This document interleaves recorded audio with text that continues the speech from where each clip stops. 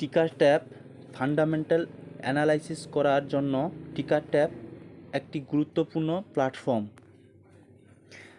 Share মার্কেটে invest করার জন্য যেরকম টেকনিক্যাল অ্যানালাইসিস করা দরকার, ঠিক সেরকম স্টকটির মধ্যে ফান্ডামেন্টাল অ্যানালাইসিস করাটাও অতি গুরুত্বপূর্ণ একটা বিষয়। টিকার ট্যাব অ্যাপসটি কীভাবে ব্যবহার করা হয়, সেখান থেকে আমরা কিভাবে স্টক নির্ধারণ করব, কোন স্টকে ইনভেস্ট করলে ভালো, কোন স্টকটার রিস্ক কম, এই ভিডিওতে আলোচনা করব। Welcome back to future channel. Future চ্যানেলে আপনাদের সবাইকে স্বাগত। দেখুন, এখানে এই যে সেভ আছে, এখানে ক্লিক করতে হবে। ক্লিক করার পর ক্রিয়েট স্ক্রিন এখানে ক্লিক করতে হবে। করার পর দেখুন এই সমস্ত স্টকের নাম চলে এসছে। এখানে স্টক দেওয়া আছে 4647, এতগুলো স্টক। সাবসেক্টর দেওয়া আছে। এই যে সাবসেক্টর, এই দেখুন রিলায়েন্স ইন্ডাস্ট্রিজ, এটা অয়েল অ্যান্ড গ্যাস, এরকম দেওয়া আছে। তারপর মার্কেট ক্যাপ দেওয়া আছে, ক্লোজ প্রাইস দেওয়া আছে, পি রেশিও দেওয়া আছে। কিন্তু এতগুলো স্টকের মধ্যে আমরা কিভাবে স্টক নির্ধারণ করব? দেখুন, এখানে যে ফিল্টার, এডিট ফিল্টার দেওয়া আছে, এখানে আমরা ক্লিক করব।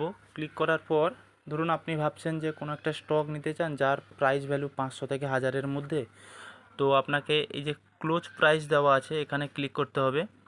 ক্লিক করার পর লো, মিড, হাই, তিনটা অপশান আছে। আপনি যেহেতু 500 থেকে 1000-এর মধ্যে নিতে চান, তো সেই জন্য মিড করতে হবে। মিডে ক্লিক করার পর এখানে যে 100 আছে, 100 আছে, এটাকে আপনি 500 করে নিন। আর এদিকে 1000 আছে, ঠিক আছে। তারপর আপডেট ফিল্টার, এখানটায় ক্লিক করুন।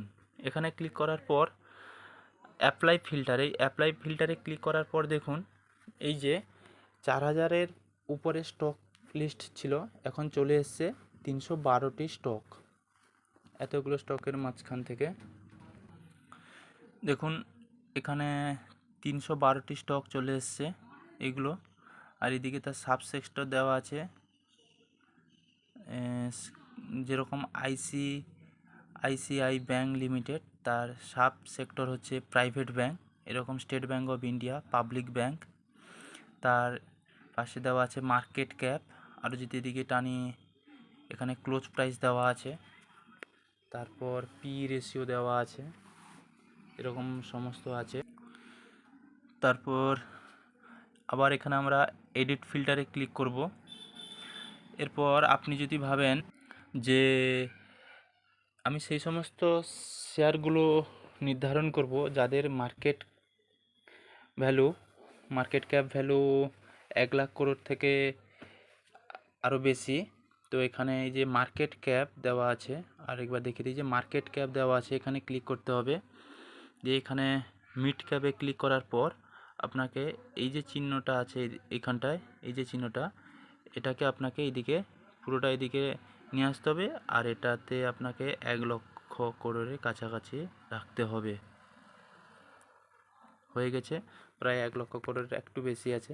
দিয়ে আপডেট ফিল্টারে ক্লিক করলাম। ক্লিক করার পর দেখুন আবার এখানে যে অ্যাপ্লাই ফিল্টার, এখানে ক্লিক করব। দেখুন মাত্র 10টি স্টক দেখাচ্ছে এখানে। কত সুবিধা! এতগুলো স্টক, আপনাকে 4000 উপরে স্টকের থেকে মাত্র 10টি স্টক আপনার মনোপছন্দে চলে এসছে। তো আপনি এখানে সেক্টর হিসাবে যদি দেখতে চান, এখানেও ক্লিক করলে সেক্টর হিসাবে চলে আসবে। যদি এনার্জি সেক্টর হিসাবে দেখতে চান, এনার্জি সেক্টরে 4টা আছে, এরকম আপনি দেখতে পারেন, কোনো অসুবিধা নেই। তো আপনি যদি এক্সট্রা ফিল্টার ব্যবহার করতে চান, তো এখানে এডিট ফিল্টার আছে, এখানে ক্লিক করলে এরকম স্ক্রিনে চলে আসবে। তারপর এখানটায় ক্লিক করলে এরকম অনেকগুলো ফিল্টার আসবে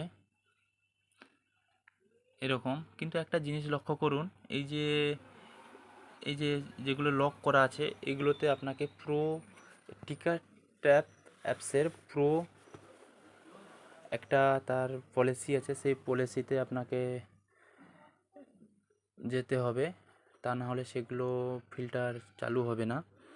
কিন্তু যেগুলো এমনি ফ্রিতে দিচ্ছে যে সমস্ত ইন্ডিকেটার, সেগুলো আপনি কোনো রকম চার্জ ছাড়া ব্যবহার করতে পারেন, মোটামুটি ভালোই, কোনো অসুবিধা নেই। তো আপনি যদি আরও এরকম দেখতে পারেন, এই যে 6 মাসের রিটার্ন কীরকম দিচ্ছে সেগুলোও দেখতে পারেন, এরকম আরও আছে, দেখতে পারেন। আপনি যদি চাইছেন যে আমি রিটার্ন অফ ইকুইটি দেখবো 5 বছর এভারেজে, এখানে ক্লিক করে দিতে পারেন। দিয়ে এডিট ফিল্টার এরকম করেন, দিয়ে অ্যাপ্লাই ফিল্টারে ক্লিক করলে চলে আসবে।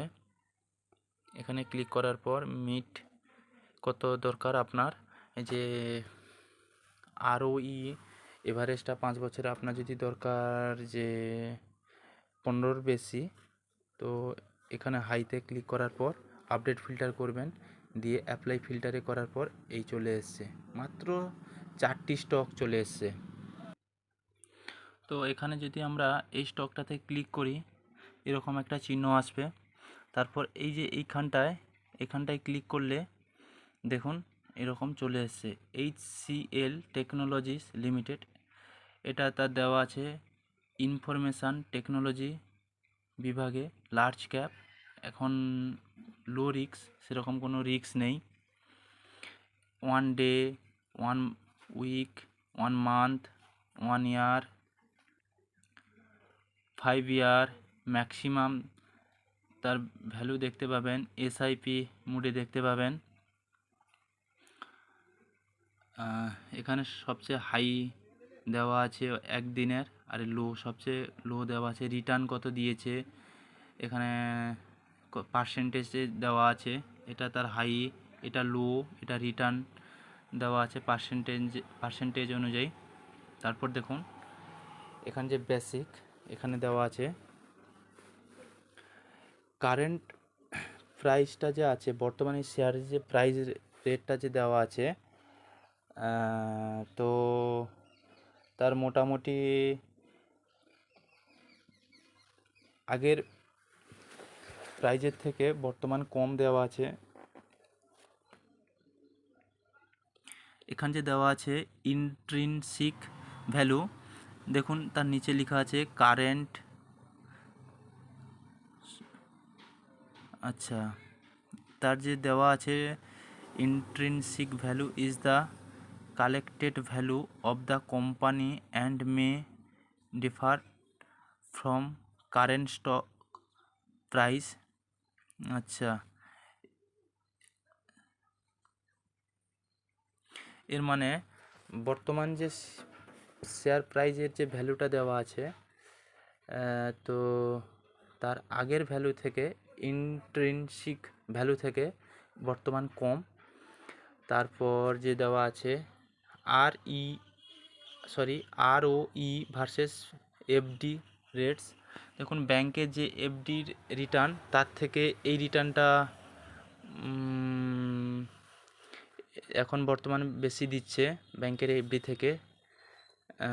তো ডিভিডেন্ড রিটার্নটা খুব ভালো দিচ্ছে, গুড দেখাচ্ছে।